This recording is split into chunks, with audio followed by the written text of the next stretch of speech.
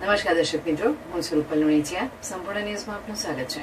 વાવથરા જિલ્લા પંચાયત દ્વારા રામપુરા ગ્રામ પંચાયતના સરપંચ સામે ગુજરાત પંચાયત ધારા કલમ 57(1) હેઠળ કાર્યવાહી હાથ ધરી સરપંચને પદ પરથી દૂર કરવાનો આદેશ જાહેર કરવામાં આવ્યો હોવાનું જાણવા મળ્યું છે.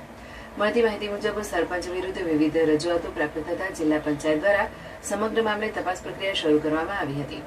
રજૂઆતોના આધારે સંબંધિત અધિકારીઓ દ્વારા સ્થળ નિરીક્ષણ કરવામાં આવ્યું હતું. તેમજ પંચાયતના વહીવટ અને કામગીરી અંગે વિગતવાર તપાસ હાથ ધરવામાં આવી હતી.